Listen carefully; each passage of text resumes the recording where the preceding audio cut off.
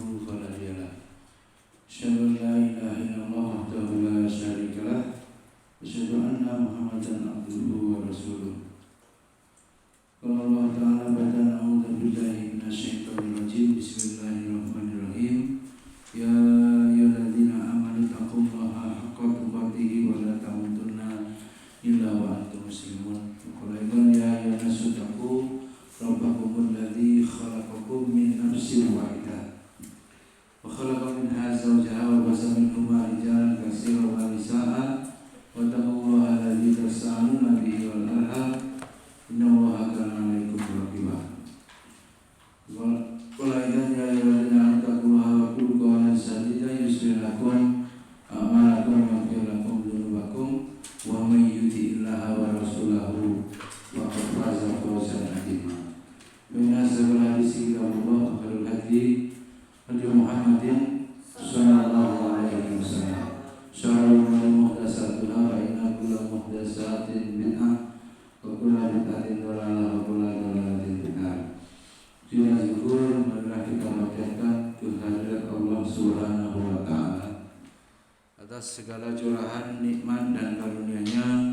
Alhamdulillah pada malam hari ini kita bisa kembali bermajelis ilmu, melanjutkan kajian tarbiyah ya, pendidikan bagaimana menjadi guru ya.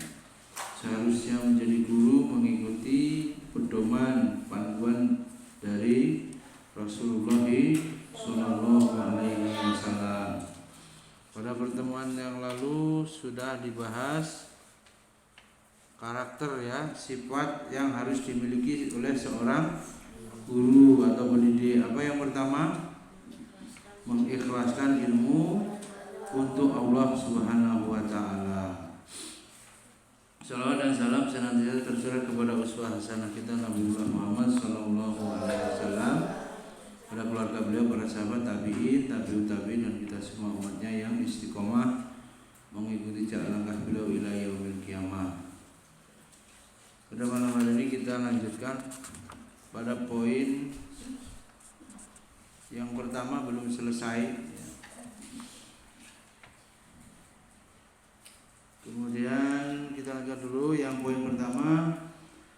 Ada hadis Nabi, tilka ajilu busyrol mu'min. Di riwayat Muslim, itu adalah berita gembira orang beriman yang disegerakan. Ibnu Rajab rahimahullah berkata, adapun jika dia melakukan sebuah amalan murni untuk Allah, ini guru melakukan murni amalan untuk Allah, kemudian Allah melemparkan pujian baik baginya di hati orang-orang mukmin dengan hal itu, lalu dia merasa senang dengan anugerah dan rahmat Allah serta merasa gembira dengannya, maka itu tidak mengapa. Pada makna inilah hadis Abu Dzar datang ya, beliau ditanya tentang laki-laki yang melakukan sebuah amalan ikhlas untuk Allah berupa kebaikan, dan lantaran itu ia dipuji manusia. Ngajarmu sudah ikhlas, kultumnya sudah ikhlas ya, berdakwahnya sudah ikhlas, tapi ada orang yang memuji, ya nggak apa-apa. Yang penting kita tidak bangga diri. Tilka ajilun busra al-mu'min, itu adalah berita gembira dan bagi orang yang beriman yang disegerakan. Kemudian poros dari itu semua terletak pada niat ya. Ini yang harus diperhatikan. Bagaimana ukuran ikhlas untuk Allah itu harus diperhatikan betul, masalah niat ya. Dan niat tempatnya di dalam hati atau di dada, yang tidak ada satupun yang tersembunyi bagi Allah. Ya, surah Al-Imran ayat 29, qul in tukhfu ma fi sudurikum au tubduhu ya'lamullah. Katakanlah, jika kamu menyembunyikan apa yang ada di hatimu atau kamu menampakkan, pasti Allah mengetahuinya. Surat Al-Imran ayat 29 ini jelas. Artinya apa? Sebagai seorang guru ini kan berat, harus mengikhlaskan niat, godaannya banyak, dipuji, ngajarnya bagus, dipuji, jadi dia bangga diri. Oleh karenanya masalah menata niat para santri ini perkara yang sangat sulit. Tidak ada pekerjaan yang paling berat selain menjaga hati, menjaga Jaga niat, karena niatnya bisa berubah berubah hatinya, imannya naik turun. Maka bagi siapa saja yang niatnya murni untuk Allah, ya, kalau sudah bisa meniatkan murni ngajarnya, belajarnya, berjuangnya, bekerjanya hanya karena Allah, murni untuk Allah, hendaklah dia bolehlah bahagia di sini dengan pengabulan amalan dan ganjaran pahala dari Allah. Kemudian hadis yang kedua, ya, ini sudah dihafal para santri, innamal a'malu binniyat wa innamal likulli imri'in ma nawa. Kana hijratuhu ila Allah wa rasulihi wa hijratuhu ila Allah wa rasulihi. Fa man kana hijratuhu lidunya yusibuha. Wa hijratuhu awi imra'atin yang kedua fa hijratuhu ila ma hajara ila. Ini tidak abi ulang-ulang karena dari dulu kamu sudah menghafal itu bertahun-tahun. Langsung saja yang kedua, bahwa karakter seorang guru yang harus dimiliki oleh seorang guru wajib, ya, dia harus jujur. Apa yang kedua? Jujur. Pertama apa? Mengikhlaskan ya untuk Allah. Yang kedua apa? Jujur. Tulis semua dulu. Yang benar. Poin kedua adalah jujur. Nah, sifat jujur adalah mahkota. Kita lihat mahkota itu sungguh indah apabila dipakai, ya, melengkapi hiasan-hiasan manusia atau tubuh, maka mahkota ini paling tinggi, berada di atas kepala. Perumpamaannya seperti itu. Jika sifat itu hilang, nah, kalau gurunya tukang bohong, ya, ia akan kehilangan kepercayaan. Artinya apa? Sangat fatal apabila guru sekali saja berbohong kepada santrinya. Ada nggak guru yang bohongi? Di sini ada guru bohongin gitu? Nggak sengaja mungkin, ya? Atau kamunya nggak sadar? Kalau ada diingatkan, guru juga manusia biasa, bisa jadi dia hilaf, ya, nggak apa-apa, diingatkan. Jika sifat itu hilang, jujur itu hilang, ia akan kehilangan kepercayaan manusia bahkan semuanya, ya. Akan ilmunya jadi masalah karena orangnya nggak jujur. Ilmunya benar, tapi orangnya nggak jujur, jadi kebawa tidak mendapat kepercayaan dari orang lain. Tukang bohong aja itu, ya. Nah begitu, diledek begitu, alah ngomongnya. Padahal ilmunya benar, ya, ceramahnya benar, nasihatnya benar, tapi karena dia tidak jujur, akhirnya orang tidak percaya.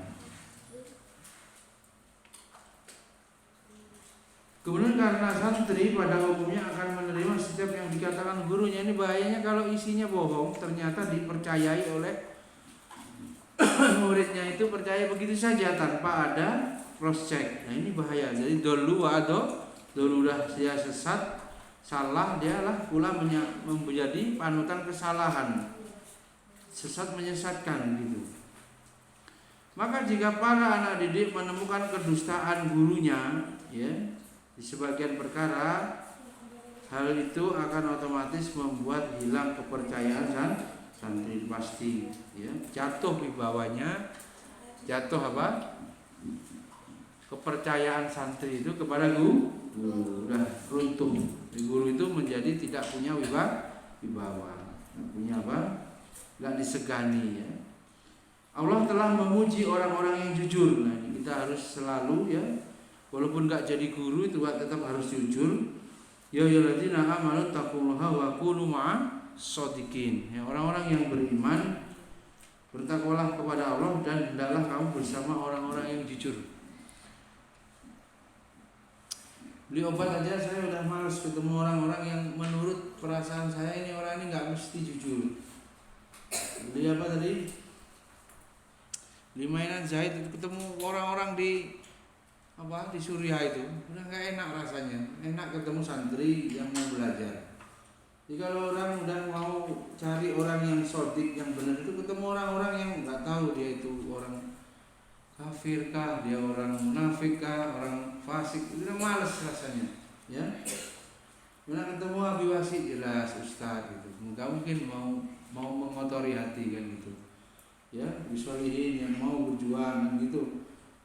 Enak ketemu ustaz-ustaz begitu pengajar daripada ketemu orang umum yang antah berantah pasti itu mengganggu iman. Kecuali iman kita stabil, entah kalau antum kuat atau antum yang ikut, ya kan? Lama-lama rambutnya rambut, ya kan? Jadi berat Habib Basri.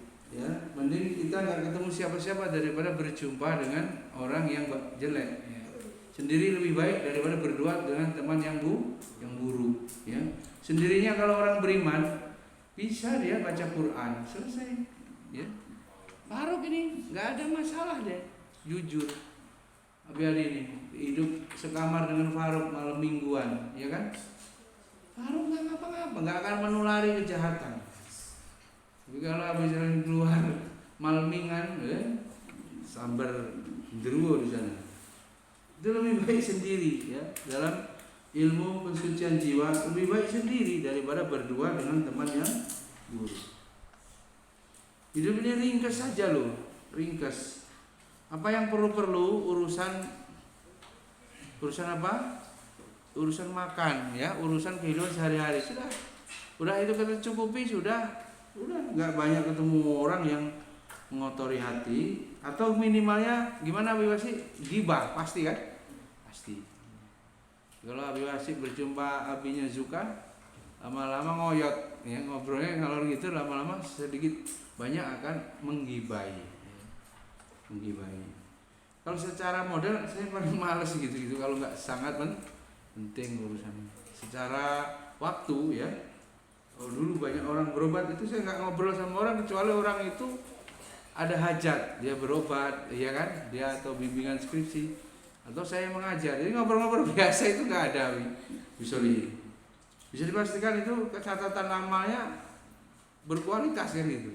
Nggak hanya obrolan jembatan ngalor itu, nggak ada nilainya, ujung-ujungnya malah dosa. Ini saya tegaskan, kalau mau selamat itu diantaranya adalah memilih teman. Maka kumpulilah pilihlah teman yang sodik. Carilah wakunu ma'as sodikin, di sini harus dicari nih, aktif. Jangan bergabung dengan tempat yang kemudian susah kita untuk beribadah, nggak boleh, ya. Kalau ada kerjaan gajinya miliaran nggak boleh sholat, ya, bisolihin tetap tidak boleh bekerja di situ.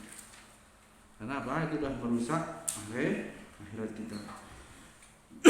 Kemudian santri ini ada nggak santri yang tukang bohong, ya? Bisa jadi adalah manusia, ya. Yang tukang bohong itu coba dihajar itu, apa namanya? Dihajar sekali Nabi kasih. Dikucilkan gitu biar dia berhenti dari kebohongannya, ya. Gak usah banyak dikawanin karena kita juga berkawan dengan dia kan penuh resiko kan, takut-takut dia bohongi kan. Dihajar sekalian kalau dia tidak mau berubah, selalu dusta, bisa dipukul kakinya itu kalau dia bohong. Ada kehilangan apa dia, pakai harus dibentak-bentak, setrum lama-lama misalnya, ya. Tipek hilang segala macam, ya. Enggak salepin, males saya nanti kalau ada yang ribet jam 11 komplain, ya, capek. Kemudian sang guru besar Rasulullah SAW juga telah memberi arahan bahwa sikap jujur itu mengantarkan pelakunya menuju surga. Hadisnya apa? Masyhur, inna sidqa yahdi ilal bir wa innal birra yahdi ilal jannah wa innar rajula la yasduku wa yataharra as-sidqa hatta yuktaba innallahi siddiqon. Sesungguhnya kejujuran membawa kepada kebaikan. Inna sidqa yahdi ilal bir. Jadi kalau orang jujur itu mesti semuanya membawa kepada kebaikan. Dan sesungguhnya kebaikan membawa kepada surga. Wa innal birra yahdi ilal jannah wa innar rajula la yasduku wa yataharra sidqan hatta yuktaba indallahi siddiqan. Dan sesungguhnya seorang benar-benar akan berlaku jujur dan gigih mengusahakannya hingga dicatat di sisi Allah sebagai orang-orang yang jujur. Ini perintah untuk apa? Selalu berbuat jujur, berperilaku jujur. Jujur mengantar kebaikan, kebaikan itu adalah membawa ke surga. Ini perintah Nabi. Sekaligus lawannya ini, Wa innal kadziba yahdi ilal fujur. Jauhi yakum al kadziba, kamu jauhi dusta, kadzib. Ya, tukang dusta. Kenapa? Karena wa innal kadziba yahdi ilal fujur. Karena dusta itu membawa kepada fujur, keburukan. Wa innal fujura yahdi ilan nar, yang pastinya kedustaan itu membawa keburukan membawa ke neraka. Wa inna rajula la yakdzibu wa yataharra al-kadziba hatta yuktaba indallahi kadzaban. Dan sesungguhnya seorang akan terus berdusta. Tuh. Satu dusta akan beranak pinak ya, melahirkan dusta-dusta berikutnya. Dan orang itu akan biasa berdusta, membiasakan diri berdusta, akhirnya dia ditulis oleh Allah sebagai cap, sebagai kadzaban, tukang dusta. Dustanya orang biasa tidak guru ya tetap jelek dan dosa, tapi lebih parah kalau guru ya. Guru itu kemudian punya beban double atau sanksi di hadapan Allah dan sanksi di hadapan masyarakat atau sanksi moral ya. Lihat. Karena selalu guru menjadi apa? Contoh, selalu menjadi teladan, panutan, ternyata dia keliru ya atau khilaf, menyimpang, akhirnya double pula. Khawatirkan pas salah diikuti oleh masyarakat, ini bahayanya. Ketika menelusuri sirah Nabi sallallahu alaihi wasallam, kita menemukan beliau sallallahu alaihi wasallam dijuluki sebagai orang yang terpercaya. Nabi kita digelari apa? Amin. Orang yang amanah, orang yang terpercaya. Itu baru gelar, ya. Dan digelari itu maknanya bukan Rasulullah sendiri yang menunjukkan diri beliau, bukan, karena orang yang betul-betul melihat ya atau berinteraksi, bergaul dengan Nabi, betul-betul mendapatkan Nabi itu orang yang terpercaya. Artinya bukan ngaku-ngaku gitu.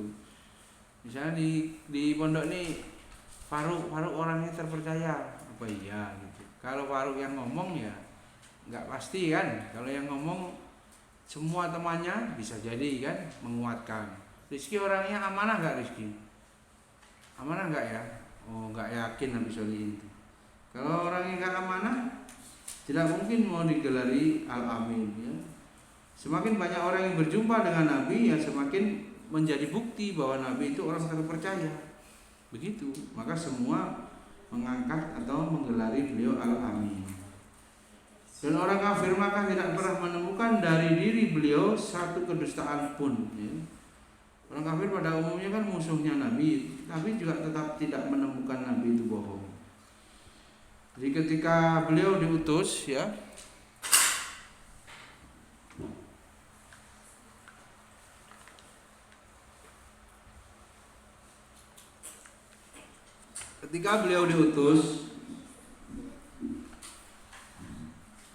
dan risalah beliau tampak, beliau dimusuhi oleh para pemimpin Quraisy dan tokoh-tokoh mereka. Kenapa? Bukan lantaran kedustaan beliau terhadap mereka, tetapi karena sikap angkuh ini, sombong, semena-mena mereka, serta takut hegemoni atau kedudukan dan posisi mereka jatuh ke kabilah-kabilah. Sebenarnya karena orang Quraisy ini khawatir gitu ya, kedudukannya akan dikalahkan, akan digantikan. Sehingga sebagian tokoh mereka telah menyatakan secara terus terang akan hal itu. Jadi karakter beliau Shallallahu Alaihi Wasallam yang bersifat jujur memiliki pengaruh ya besar di dalam masuknya banyak manusia ke dalam agama Islam. Jadi di antara rahasia kesuksesan dakwah Nabi karena Nabi adalah orang yang jujur. Jadi orang itu mau mengikuti ajaran Islam, mau beragama Islam, masuk ke dalam agama Islam. Saat itu orang kafir yang masih mendominasi disebabkan karena sifat jujur dari Rasulullah Shallallahu Alaihi Wasallam. Semoga Allah merahmati sahabat-sahabat yang ketika melihat Nabi Shallallahu Alaihi Wasallam Untuk pertama kalinya dia mengatakan, manakala aku menatap wajahnya, aku bisa mengetahui bahwa wajahnya bukanlah wajah seorang pendusta. Jadi orang itu kalau jujur itu bisa dari mukanya dibilangnya, ini muka apa misalnya, muka gak jujur gitu, muka jujur gitu, bisa rupanya. Ya, apalagi orang yang punya basirah yang tajam gitu, mata batin yang tajam. Sekali melihat santri bohong, ya, tamu ini tukang bohong, itu bisa, ya, bisa, bahkan bisa dipelajari, ya. Nah ini Rasulullah, semua orang yang melihat Rasul begitu sama penilaiannya, tidak ada model potongan dusta, gitu ya. Orangnya jelas orang amanah. Nah ini auranya aura jujur. Jadi gampang utang biasanya kalau orang jujur itu, kalaupun dia berhutang itu dipercaya misalnya. Kalau saya kok nggak diutangin ya, ya mungkin ya mau ngutangin kamu ragu, kamu nggak jujur menurutnya kan begitu. Yang diutangin dianggap jujur. Di antaranya dalam muamalah begitu ya, kalau orang jujur, amanah, ada kesulitan, meminta tolong kepada orang lain ya atau keluarga yang punya, yang mampu, itu tidak sulit. Alhamdulillah, kejujuran seorang pengajar akan menampakkan rasa percaya anak didik kepadanya. Jadi santri itu meyakini gurunya itu orang baik gitu. Gurunya itu tidak akan mencelakainya, menyesatkannya. Karena apa? Karena gurunya jujur gitu. Ketika santrinya meyakini gurunya jujur, dia akan percaya gitu. Ya, guru itu akan mendapat kepercayaan, bahkan ini guru itu akan diberi penghormatan oleh santri. Nabi juga kan nanti kan misalnya bertugas berdakwah, ngajarin adiknya, tetangganya ya, yang anak SD. Berarti kalau Nabi juga harus terlihat harus jujur. Jadi nanti santri-santri yang Nabi juga menghormati, itu caranya. Susah nggak nyuruh diam anak-anak TK misalnya? Ya. Anak SK susah nggak ngajar, suruh diam aja susah kan? Nah, makanya gurunya harus jujur, jadi dihormati. Bahayanya apa? Jika guru tidak memiliki karakter jujur, dia akan mentransfer ilmu yang serba kurang dan tidak ilmiah, bisa ngawur ngajarnya. Ya, hakikat dan pengetahuan yang tidak sesuai dengan bentuk yang seharusnya.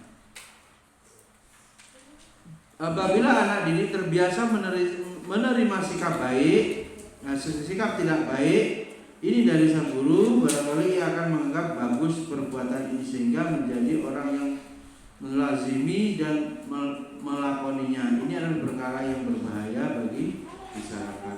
Artinya apa? Kalau guru itu nggak jujur, dibiasakan begitu terus menerus, nah ini, ya, ini akan berdampak buruk, ya. Kemudian ada nasihat ya, sebuah contoh, perhatikan dampak negatif dari sifat dusta terhadap anak-anak. Syekh Muhammad bin Jamil Zainu bertutur, pernah ada salah seorang siswa bertanya kepada gurunya dalam rangka mengingkari perbuatan merokok salah seorang guru lain. Guru tadi memberikan jawaban untuk membela rekannya bahwa penyebab dia merokok adalah saran dokter kepadanya. Nah, ketika keluar kelas, siswa tersebut berkata, guru itu telah mendustai kita. Syekh Muhammad bin Jamil Az-Zaini memberikan tanggapan, andai saja guru tersebut bersikap jujur dalam menjawabnya dan menjelaskan kesalahan rekannya bahwa merokok hukumnya haram karena dapat membahayakan fisik, menyakiti orang lain dan menyia-nyiakan harta, tentunya dia akan memperoleh kepercayaan siswa dan kecintaan mereka. Dan bisa saja guru ini mengatakan kepada para siswanya, guru ini hanyalah satu dari jenis manusia berlaku padanya apa yang berlaku pada manusia. Dia bisa benar dan bisa salah. Simpulannya para santri sekalian, poin yang kedua adalah jujur adalah kunci kesuksesan. Coba ditulis. Jujur adalah kunci kesuksesan bagi seorang guru, baik di dunia, sukses mengajar tentu, terutama di akhirat akan bisa membuahkan surga, karena kejujuran itu adalah kebaikan, dan kebaikan itu menghantarkan kepada surga. Jadi guru yang jujur. Yang kedua, berdusta kepada santri akan menjadi perintang atau penghalang menyampaikan ilmu. Berdusta kepada santri akan menjadi penghalang penyampaian ilmu dan menghilangkan kepercayaan.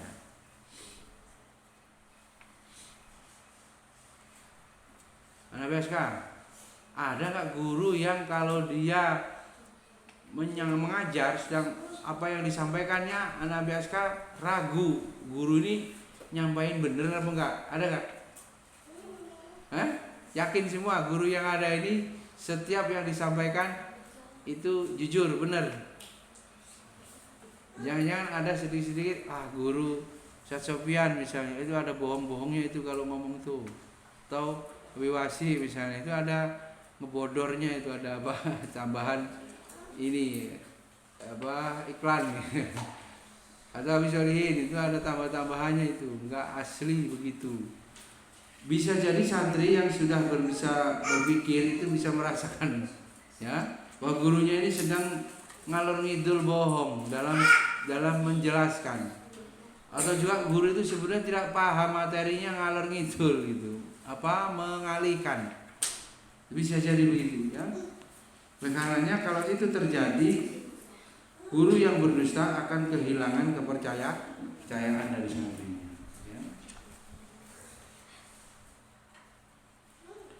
Kemudian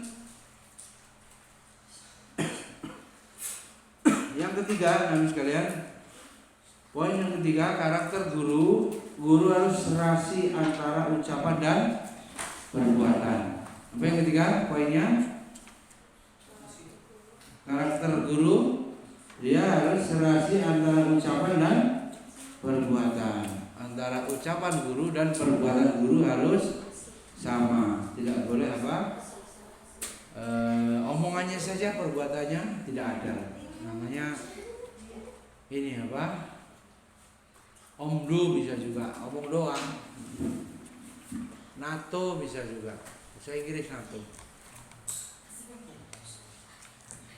Asbun, NATO itu apa? No action, talking only. Jadi nggak ada yang dikerjakannya, ngomong doang. Beberes, kamarnya bersihin. Gurunya ngomong aja, tapi kamar gurunya apa? Kotor.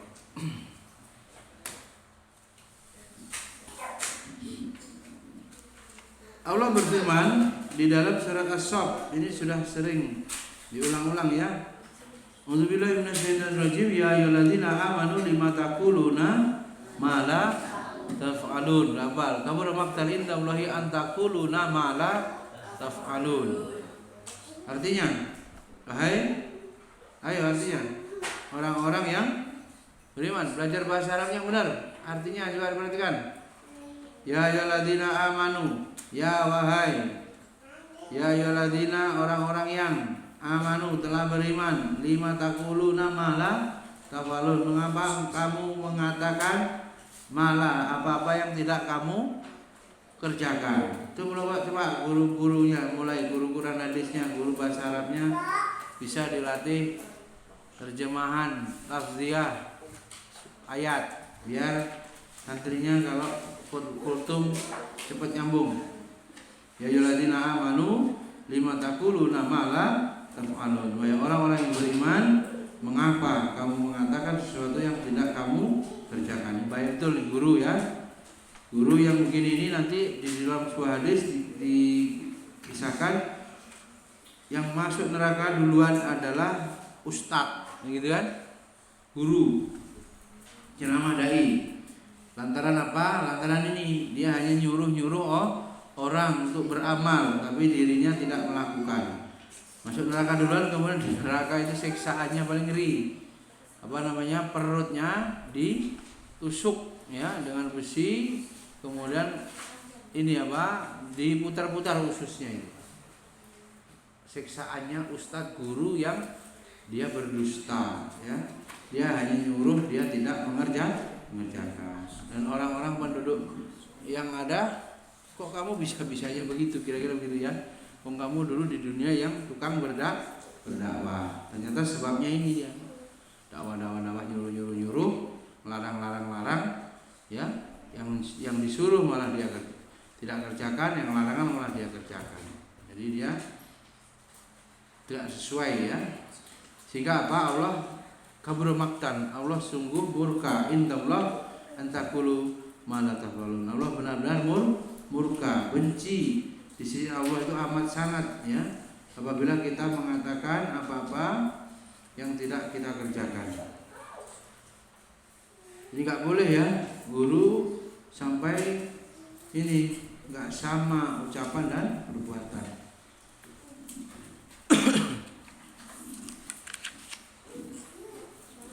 Ayat yang lain juga ya, atamuruna an-nasa bil birri wa tansawna anfusakum wa antum tatlunal kitab afala taqilun. Surat Al-Baqarah ayat 44. Ngapa lo kamu nyuruh-nyuruh orang ya, sedang kamu melupakan dirimu sendiri, padahal apa?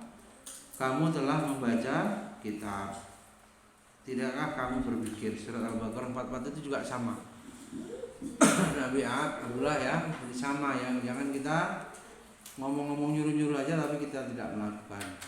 Wa ma uridu an ukhalifakum ila ma anhaakum anhu. Surat Hud juga demikian.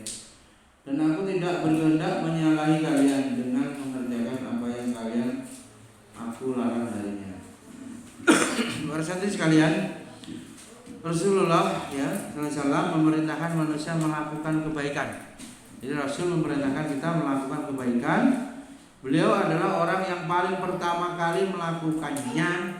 Beliau melarang manusia dari keburukan, dan beliau adalah orang yang paling pertama kali menghindari dan menjauhi. Ini adalah kesempurnaan akhlak beliau sallallahu alaihi wasallam. Di hal itu tidaklah aneh karena akhlak beliau kana khuluqum Quran. Jadi akhlak Rasul adalah Al-Quran. Serasi antara ucapan dan perbuatan lebih cepat diterima daripada perkataan ajakan belaka. Jadi kalau daripada ngomong aja nonsen, jadi tidak berbobot, langsung kerjakan. Buang sampah, ngomong aja langsung. Ya, adik-adik ambil sampahnya, tunjukkan beri contoh teladan, itu lebih membekas. Tapi kalau sudah kayak begitu berkali-kali enggak pula mereka mau ambil, ya pentung abi-adi pentung. Memang dia mau ngandelin abi-adi. Udah kasih contoh, ngerti, kok enggak mau melakukan besoknya, berarti memang ngandelin. Ya, ada anak-anak yang dablek begitu. Ya. Langsung aja itu. Ya. Ke depan kamarnya masih aja kotor terus, ya pukul kakinya, ya supaya dia merasakan sakit dan mau berubah ya, supaya bertanggung jawab.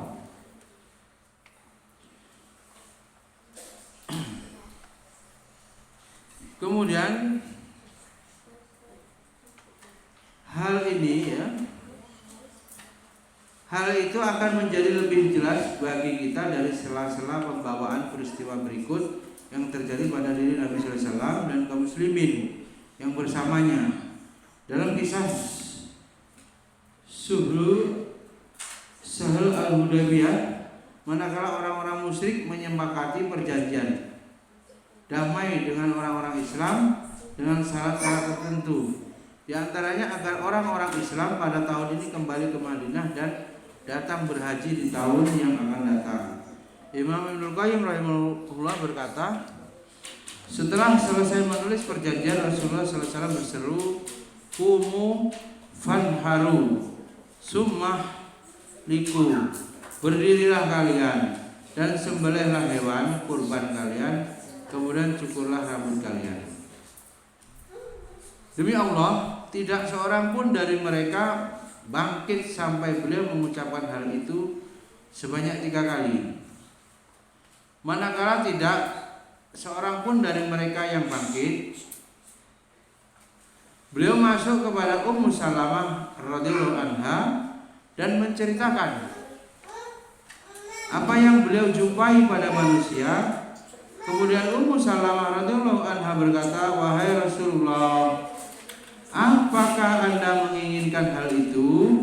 Maka keluarlah dan jangan berbicara kepada seorang pun dari mereka hingga Anda menyembelih sendiri hewan kurban Anda dan Anda memanggil orang yang akan mencukur Anda supaya dia mencukur Anda."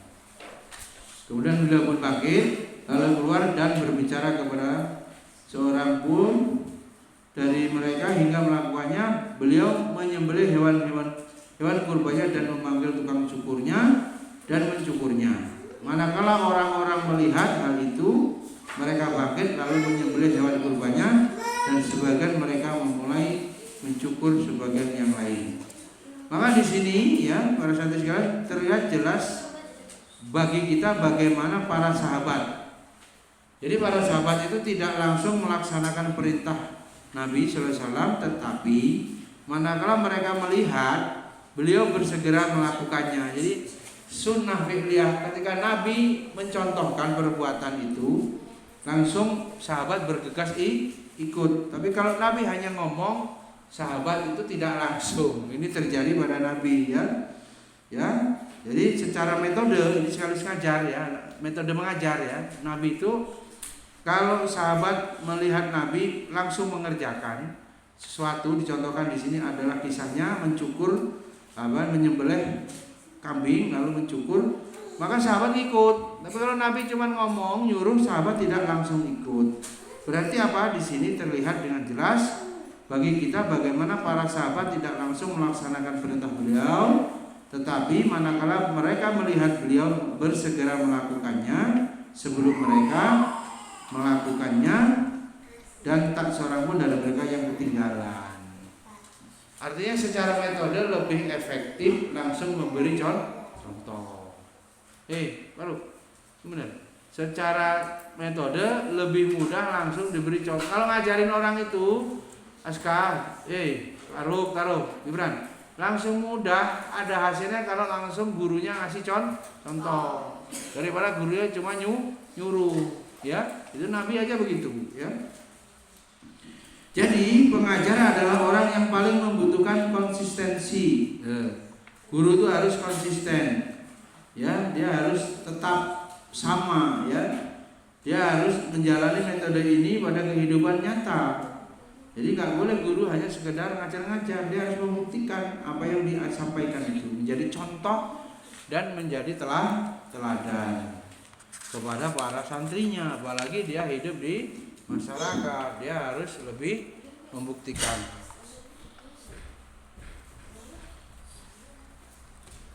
Kemudian menimba akhlak, adab dan ilmu darinya. Demi Allah, faedah apa yang bisa diharapkan dari seorang pengajar yang ucapannya bertolak belakang dengan perbuatannya, kemudian kontradiksi yang disaksikan oleh anak didik dari pihak gurunya akan menjatuhkannya ke dalam kebimbangan yang besar, seolah-olah saya menyaksikan siswa yang kebingungan tersebut sementara ia penuh tanda tanya. Artinya apa di sini? Kalau sampai gurunya keliru, ya santrinya bingung.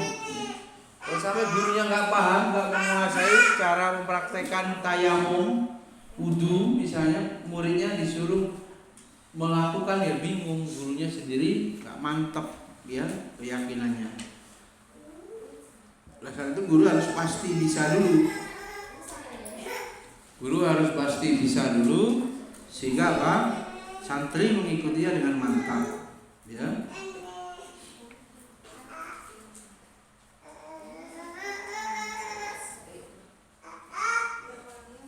Imam Al-Ghazali berkata tugas yang ke-8 adalah hendaknya seorang pengajar melaksanakan ilmunya.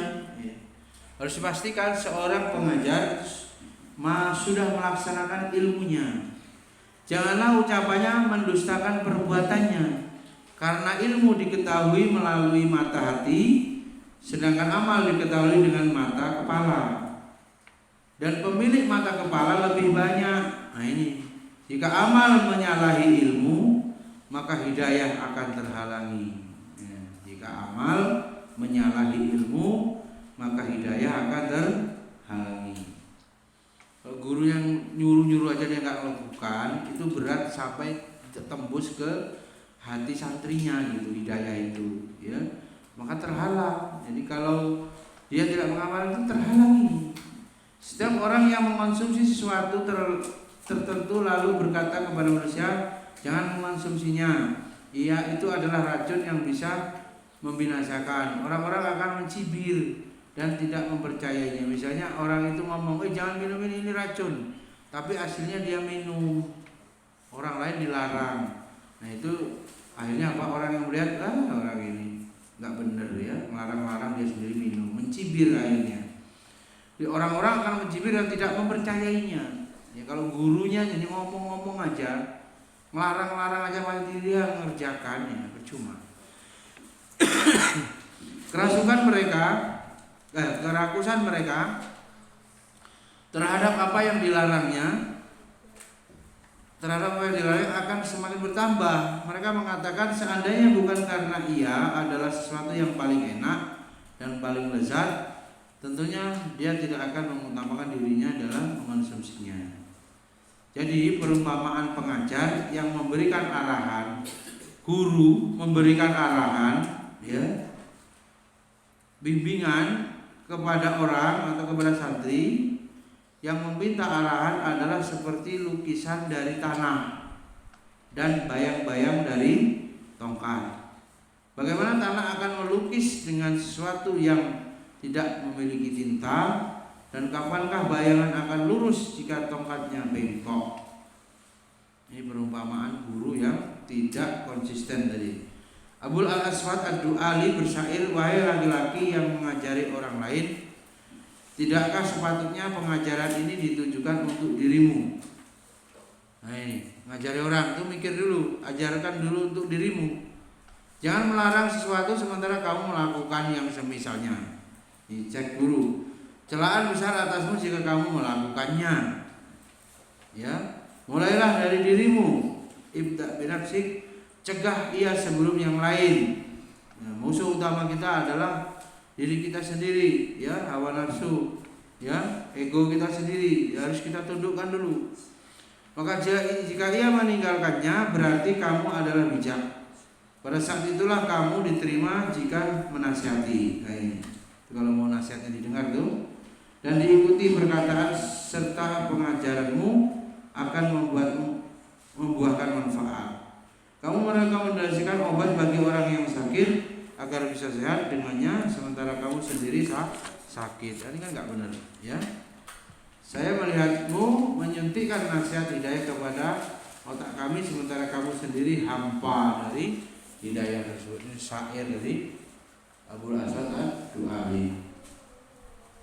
Simpulannya apa? Merupakan kebiasaan tercela yang dilakukan adalah orang-orang ucapannya menyelisih perbuatannya. Jangan sampai ya, guru ucapannya tidak sesuai dengan amalnya.